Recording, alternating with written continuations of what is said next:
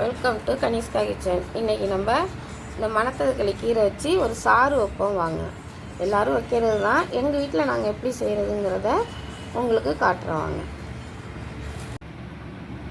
இதேமாரி ஒரு நல்ல ஃப்ரெஷ்ஷான தேங்காய் மூடி ஒன்று எடுத்துக்குவோம்.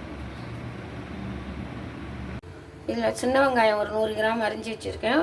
பச்சை மிளகாய் ஒரு 4. இதுதான் இந்த சாருக்கான தனி சாருக்கான காரம். ஒரு மீடியம் சைஸ் தக்காளி 2 எடுத்து வச்சுருக்கேன் அரிஞ்சு. நல்லா ஒரு மூடி பால் தேங்காவை எடுத்து வச்சுருக்கேன் அரைக்கிறதுக்கு. இதுக்கு வந்து காரத்துக்கு வந்து மிளகுத்தூள், ஜீரகத்தூள் 1 ஸ்பூனு, மிளகுத்தூள் 1 ஸ்பூனு, அரை ஸ்பூன் வந்து மல்லித்தூள் எடுத்து வச்சுருக்கேன். இது ஆப்ஷன் தான், உங்களுக்கு தேவைன்னா போட்டுங்க, இல்லைன்னா வேண்டாம். நாங்கள் எங்கள் வீட்டில் இந்த மல்லித்தூள் போட்டு வைப்போம். கீரை நல்லா அலசி அரிஞ்சு எடுத்து வச்சுருக்கேன்.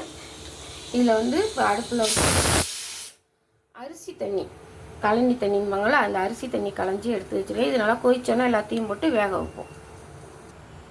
இப்போ நல்லா தண்ணி கொதிச்சிருச்சு. இதில் வெங்காயம், பச்சை மிளகாய், தக்காளி எல்லாத்தையும் போட்டுருவோம். இதோடையே சேர்த்து கீரையும் போட்டுருவோம். நல்லா வேகட்டும்.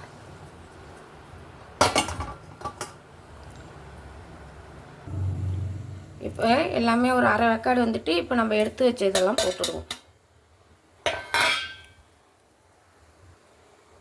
இப்போ இது தேவையான உப்பு போட்டுருவோம். இப்போ நம்ம பாலோடு அரைச்சி வச்சுருக்க தேங்காவை ஊற்றிக்குவோம். நீங்கள் பால் எடுத்து ஊற்றுறதுனாலும் ஊற்றிக்கலாம். இது போட்டு ரொம்ப கொதிக்க விடக்கூடாது. அப்படியே லைட்டாக ஒரு கொதி வந்தோன்னா நிப்பாட்டிட வேண்டியதுதான்.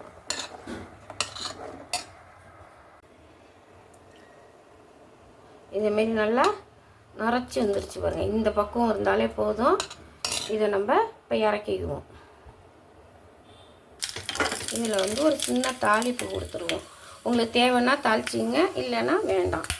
எங்கள் வீட்டில் தாளிச்சாதான் சாப்பிடுவாங்க. ஒரு மிளகாய் கிள்ளி போட்டு 4 கருவேப்பிலை போட்டு தாளித்து வச்சுருக்கேன். அவ்வளோதான். இதை சாதத்துலேயும் போட்டு சாப்பிட்லாம், இல்லைன்னா சூப்பு மாரி ஒரு கிண்ணத்தில் ஊற்றியும் குடிக்கலாம்.